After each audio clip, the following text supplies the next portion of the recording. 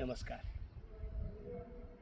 महात्मा बसवेश्वर जगाला समतेचा, शांततेचा, जातविरहित समाजव्यवस्था, धर्मविरहित समाजव्यवस्था, माणूस नावाच्या जातीला अनन्यसाधारण महत्त्व देऊन बसवेश्वरांनी धर्म स्थापन केला.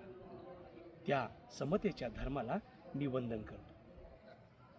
12व्या शतकामध्ये महात्मा बसवण्णांचा जन्म झाला आणि त्यावेळेला समाजामध्ये तत्कालीन परिस्थिती फार विषमतेची होती आणि प्रत्येक समाज हा जातीजातीमध्ये धर्माधर्मामध्ये उच्च नीचतेच्या जातीभेदानं पिछाडलेला होता, त्रास होत होता समाजाला. आणि अशा परिस्थितीमध्ये महात्मा बसवेश्वरांनी हा सगळा समाज एकक्षत्रिय अंमलाखाली आणण्याचा प्रयत्न केला. समतेच्या तत्वावरती समाज रचना त्याने निर्माण करण्याचा प्रयत्न केला.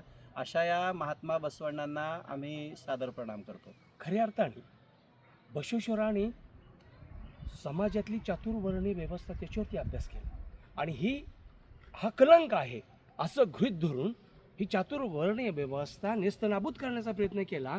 माणूस तिथून एकच आहे, देव तिथून एकच आहे, विचार तिथून एकच आहे. हा समतेचा संदेश देत देत परमात्म्याचा शोध घेण्यासाठी आत्म्याचं समर्थन करा, आत्म्याची पूजा करा म्हणून बसवेश्वरांनी लिंग समाजाला दिलं. ते गळ्यात घाला आणि त्या लिंगाची पूजा करा, म्हणजे आत्म्याची पूजा करा, परमात्मा भेटेल.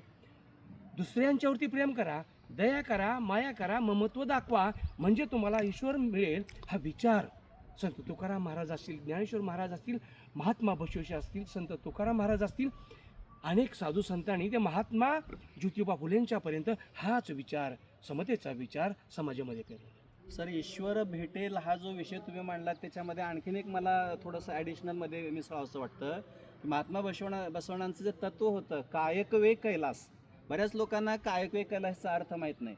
ईश्वराची प्राप्ती करण्यासाठी, देव प्राप्त होण्यासाठी आज वेगवेगळ्या वाटा प्रत्येकांना मोकळ्या आहेत, परंतु महात्मा बसवण्णांनी त्या काळामध्ये मेहनत ही भगवान आहे, श्रम हाच देव आहे, कष्ट हेच परमेश्वर आहे. तुम्हाला जर ईश्वराला शोधायचं असेल तर तुम्ही इकडं तिकडं तीर्थयात्रेच्या ठिकाणी अनेक वेगवेगळ्या ठिकाणी भटकत फिरण्याची आवश्यकता नाही.